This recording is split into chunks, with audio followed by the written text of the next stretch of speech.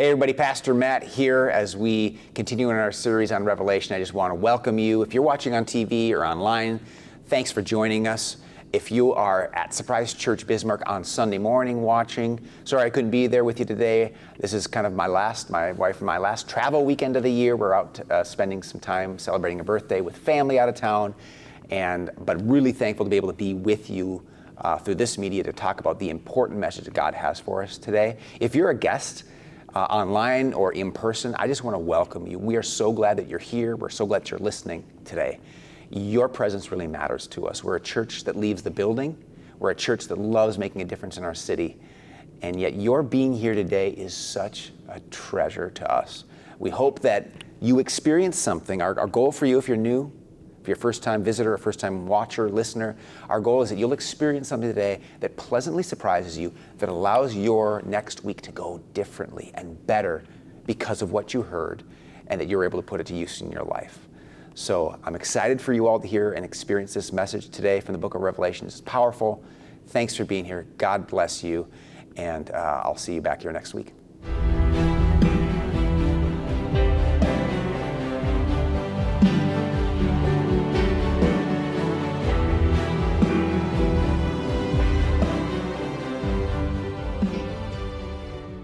We believe in a God who would rather surprise than condemn us, who would rather die than lose us, who throws parties to welcome lost people home. We are a team, a force, a community, a family. Filled with the humble wonder of serving a surprising God. We practice radical generosity, experiencing life together, and the willingness to be used by God. Anywhere, anytime. We exist to share this God with a world that needs Him now more than ever. We welcome anyone to join us, regardless of their past. Because our God promises a better than expected future. Thank you for watching.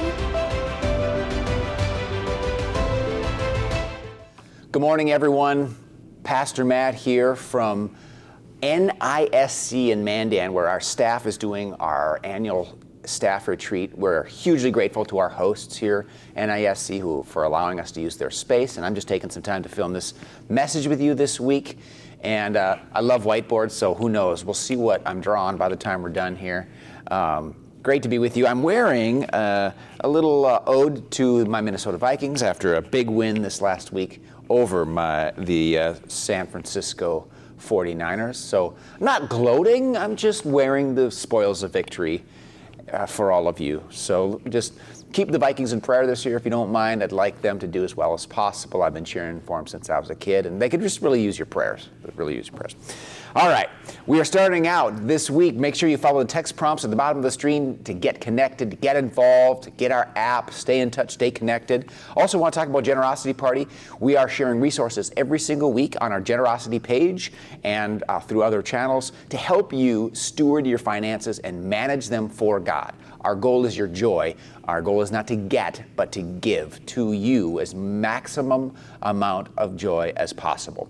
We're having a big party in Bismarck on November 19th, a Friendsgiving meal to kind of celebrate our community, celebrate Thanksgiving, but it's also kind of the end point of our annual Generosity Party journey. The whole point of the Generosity Party journey is to build a prayer-based budget.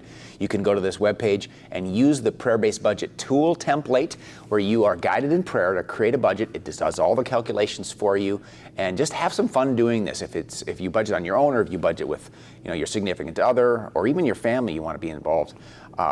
Work this through, pray this through. It's really, really rewarding. The final step is submitting a digital or physical estimated giving card. We use that to set our next year's budget because we want to set our budget based on prayer rather than just guesswork.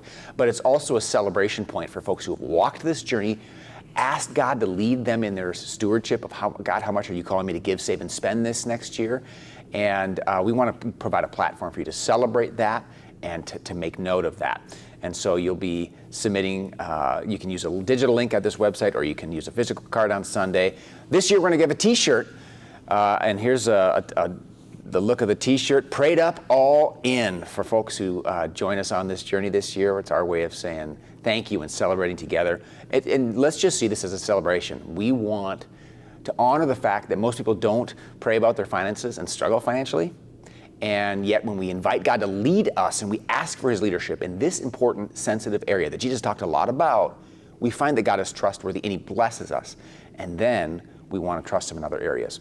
Colleen shared a little bit about her giving journey this week. She just sent me a video by cell phone to explain how giving has become a value in her life. So just check this out and say thanks to Colleen the next time you see her. Hi, I'm here to tell you that I support Surprise Church 100%. They just do so much for so many people in all walks of life, are just such a blessing, this church. And I didn't start giving 10% till later in life, and I have many regrets that I didn't do it when I was younger and struggling, when I needed, the God to bless me financially. But they say it's never too late. So anyhow, I just encourage you to start now and to trust God. And God loves a cheerful heart. And you know what? He just, I can't explain it. It just makes you feel so good when you give. Thanks again to Colleen for that. And we are going to continue with our Revelation series today. We are in the book of Revelation. The series is called The End. People wonder about the end of the world when they hear the book of Revelation. People see news and wonder, are we in the end of times? And the truth is that in Jesus, the end has already come. Jesus said, I'm the beginning and I am the end. And I am here and I'm not leaving. And so in a very real sense, it's not about predicting the future as much as it is living in the present with Jesus, the beginning and the end of all things, at our side, leading us well. And so this book gives us not a primary task of trying to predict the future, but living in the present, and that's what we're trying to do. The letter we've talked about, Revelation, is actually a letter written by John on the island of Patmos, where he was in prison for talking about Jesus, to 7 churches in Asia Minor, the western part of Turkey. There are the churches. Here's the map. We are reading someone else's mail and trying to learn from it and appropriate it into our lives as well as we can. Last week we talked about complacency. There are 3 spiritual pitfalls that all these 7 churches fall into, or 3 spiritual positions they fall into. Last week we talked about how 3 of the churches fell into the place of complacency. They just burned out. They kind of gave up, went through the motions, stopped really burning with passion and love for God, and are kind of losing their way. And so he's calling them back to their first love, to wake up in their faith. Today we're going to talk about the other churches, the 4 that were either persecuted for their faith and trying to figure out what to do about being persecuted and suffering for their faith, or assimilating, kind of replacing Jesus' values with culture values. So let's take a look at these. First of all, the persecuted churches are the churches in Smyrna and the city of Philadelphia, not where the Eagles play, the other Philadelphia that existed in ancient times in Western Turkey. So let's take a look at how Jesus speaks to these churches. Listen to this. To the angel of the church in Smyrna write, these are the words of him who is the first and the last, who died and came to life again. I know your afflictions and your poverty, yet you are rich.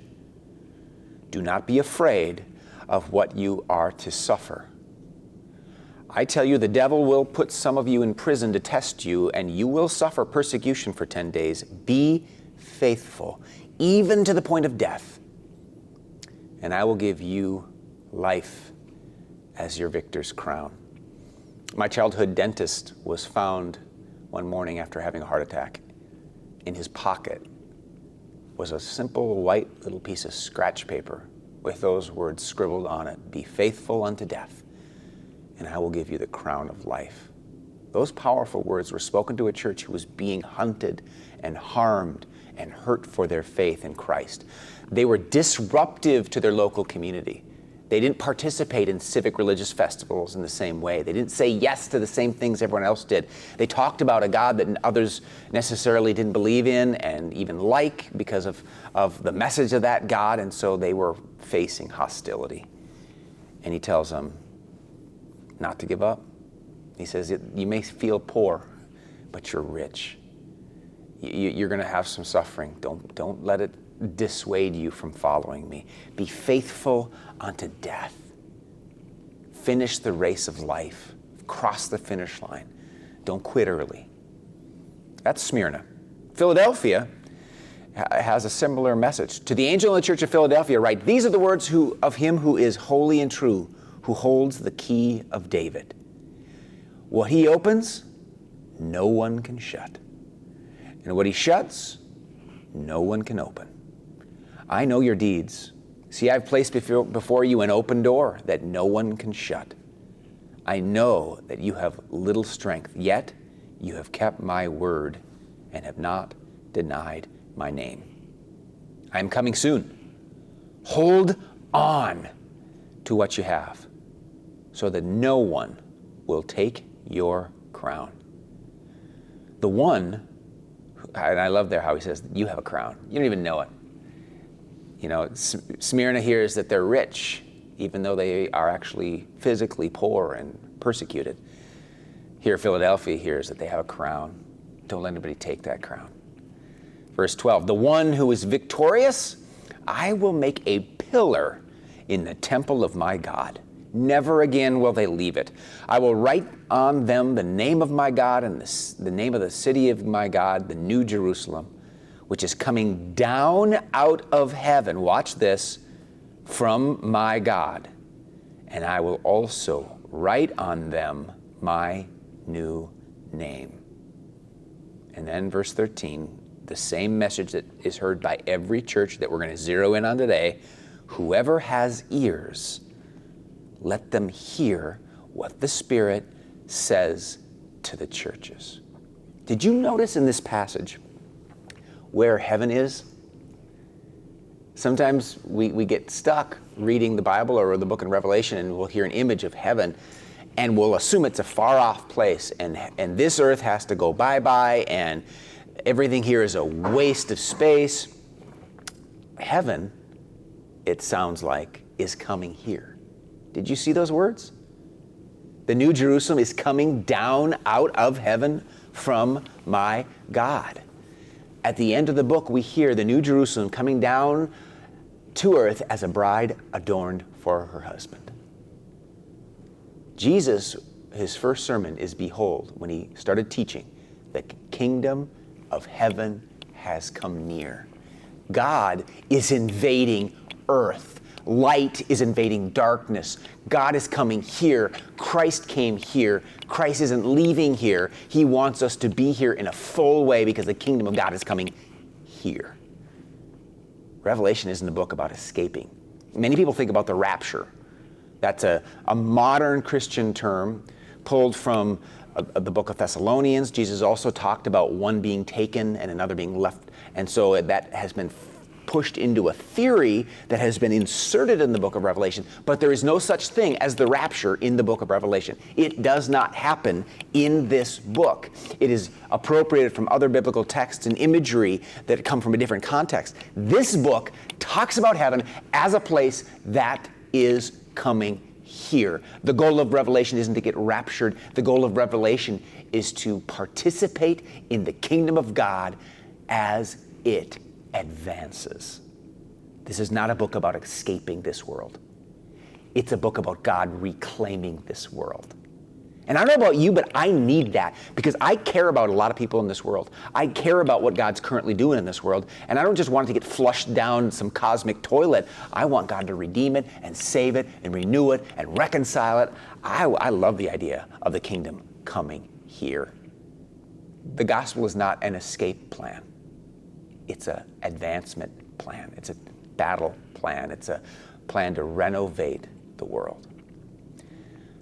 Whoever has ears, let them hear what the Spirit is saying to the churches. Keep those words in mind today. To the churches that are being persecuted, the message of Jesus is, I have your back. This may be difficult. Suffering may be difficult. It may be in your future as well as your past, but it's temporary.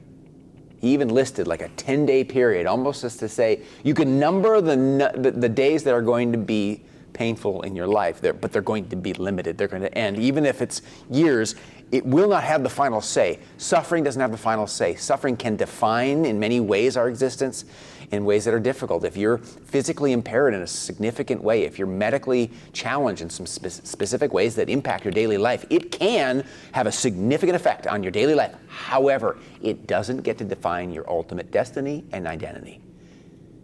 Jesus points to an end of the human challenges we have and the suffering that we may have as a result of our faith. And he says it's temporary. And I'm going to bring victory in the end. I'm going to give you the crown of life if you're faithful unto death. Don't let anyone take your crown. He says both churches need to realize that you don't feel like a king, you don't feel like a queen, but you've got a crown. It's almost like he's reminding them of when he was preparing to be executed.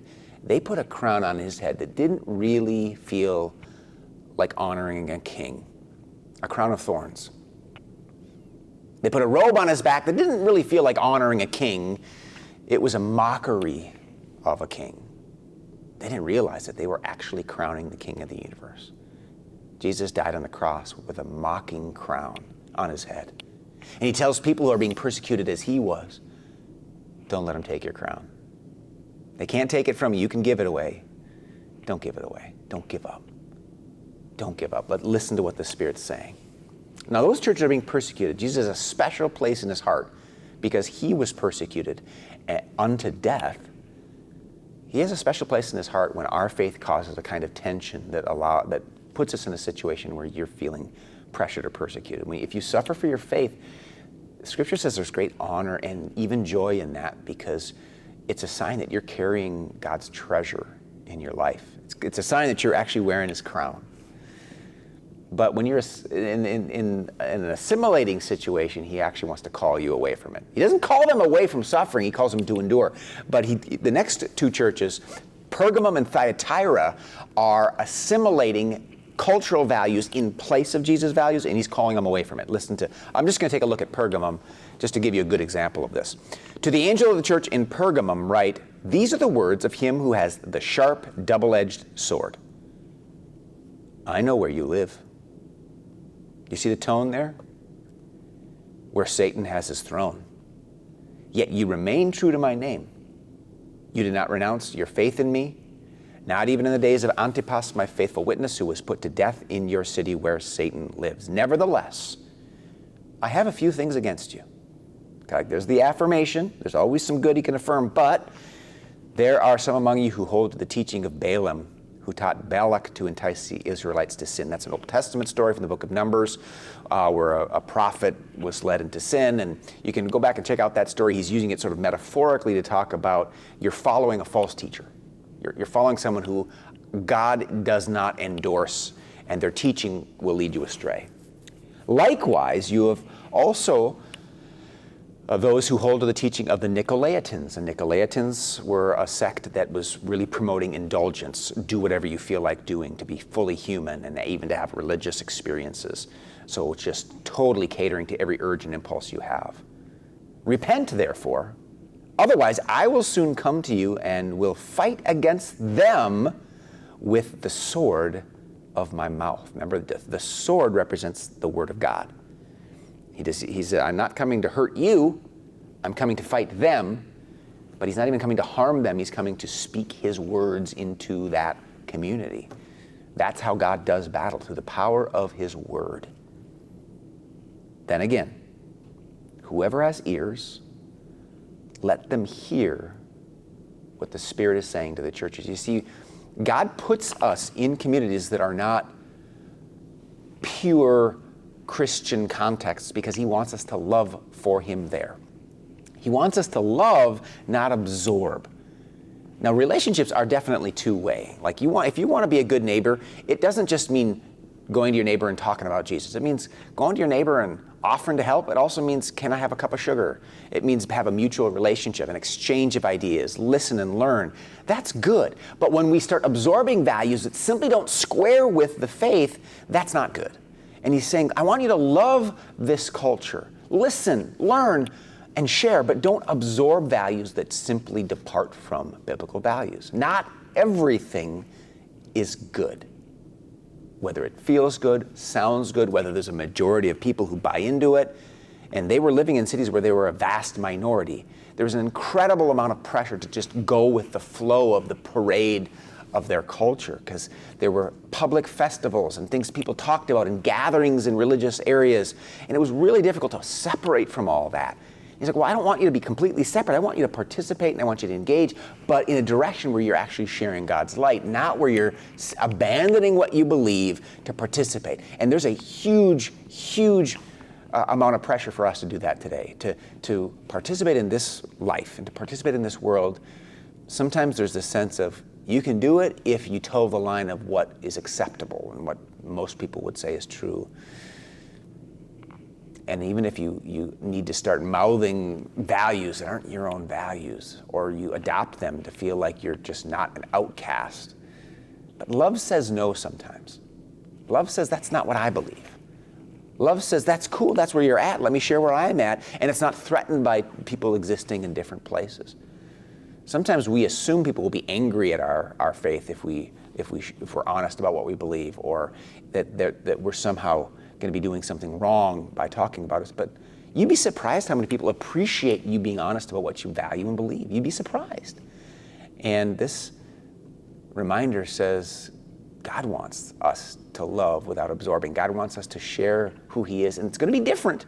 It's going to be a little bit out there. But if we're loving at the same time and honoring and caring for people, it's going to be okay. And the last thing it says here is that Jesus' sword is our weapon. We don't fight with our fists. We don't fight with even our words. We fight letting God's word into our conversations, however we can, letting God's word shape our thinking, and letting God's word maybe flow outward and influence other people. God is not expecting us to fight some physical battle. His word is His sword, and it's ours as well. Now, I want to zero in on these words, verse 17. Whoever has ears, let them hear what the Spirit says to the churches. This is the message to every single church of the 7 churches in the book of Revelation. Whoever has ears to hear, let them hear what the Spirit is saying to the churches. And it's actually, most biblical books are written to groups that are written in plural. This line is singular. Whoever, the one having ears, listen to what the Spirit's saying to the churches. So let's talk as we close here about listening to the Spirit. That means to read and meditate on God's, I was going to say word, but in the context of our message today, God's sword, or S-word. Read and meditate on God's sword. Sometimes I just feel like I don't have time to, because I'm busy. And the Bible is a really big book. But there's some great tools out there. The YouVersion Bible app I keep talking about, where you can open up and get one verse a day and just listen to it. You can open up the context and read around it. You can click the button to watch a person talk about it and help you understand it. You can click another button to have a 5 to 6 minute meditation time in God's Word. There are more amazing tools than we've ever had in human history to letting God's sword shape your life, to letting God's Word be your weapon. And it's not a weapon of violence, it's a weapon of love. So read and meditate on God's Word every single day. Try to pick a time and place where it works well. You get into a routine, and if you don't do it, something feels like it's missing. Also, from the book of Deuteronomy chapter 6 all the way through the whole Bible, we're being encouraged to talk about God's Word. Don't just privately download, publicly talk about. I'm in 2 different community groups this semester, and we talk about God's Word.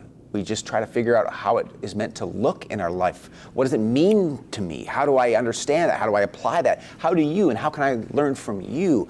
Talk about it. It says in Deuteronomy 6, when you're at home and when you're away and when you're on the road and whatever you're doing. Read it and talk about it, because it's when you talk about a language, you learn the language better. If you want to learn a language and you don't talk about the language, you don't practice the language, it's just going to be some foreign concept. And then finally, use God's Word as a mirror and a shield. The mirror it helps me see myself better. It helps me see where I'm at. It helps me see where I'm wandering away. It helps me see where I've absorbed things from my culture that aren't necessarily Jesus' values. It helps me see where I may be being persecuted and starting to give up, and where I need to hear that it's okay, that I'm actually wearing a crown because I believe in Jesus, and I have treasure, and I'm wealthy in Jesus, and I'm not poor even though I might feel that way in the eyes of the world. It's also a shield that shields me from, Ephesians 6 says it shields us from the flaming darts of the evil one. The insults that we hear, even in our own head, the I'm not good enough, the you'll never matter, the God could never love you. If you have God's word in front of you, it's a shield to that because you have his promises to repeat over and over that counter things that you hear that are not true, that might sting if you let them in. Listen to the Spirit. Just take that time in the silence and ask God to speak to you. I'm going to address the counter that many people have is, well, he doesn't speak to me. Maybe that's for holy people. Maybe that's for pastors. Maybe that's for people who have not made the mistakes I have made. He doesn't speak to me like that. I hear the call to listen to the Spirit, not me. Well, let's look at the words again. Let's just see who is qualified to hear the Spirit. Whoever has ears. It doesn't say whoever has a master's of divinity degree. It doesn't say whoever has a clean record. It doesn't say whoever is a super varsity holy person. It says whoever has ears, the one having ears, literally from the Greek language itself in which this was written by John. The one having ears, listen. So if you think, well, he doesn't speak to me, the Spirit doesn't talk to me, do you have ears? Or if you're hard of hearing and reading closed captioning right now, can you understand sign language? Do you have a mind? Then you're good. If God gave you ears, if God gave you a mind, it means that he wants to speak to you through his Spirit, through the channels that he has provided for you. In closing, I just want to encourage you. God is speaking. So let's listen this week. Let's take that time every single day to hear what he's saying because your life will go a different direction. Each day will go a different direction if you hear from God. If you put on the armor of God, if you look into the mirror and see the crown he's put on your head, if you hold that shield to fend off the insults and the attacks of the evil one, you're going to be rich in the eyes of the kingdom of God. You're going to have something to offer the world, whereas otherwise you might think you have little to offer. God bless you this week. Can't wait to get into Revelation chapter 4 next week. And until then, I can't wait for you to experience what God has to say as you listen to what the Spirit is saying to the churches. God bless you guys.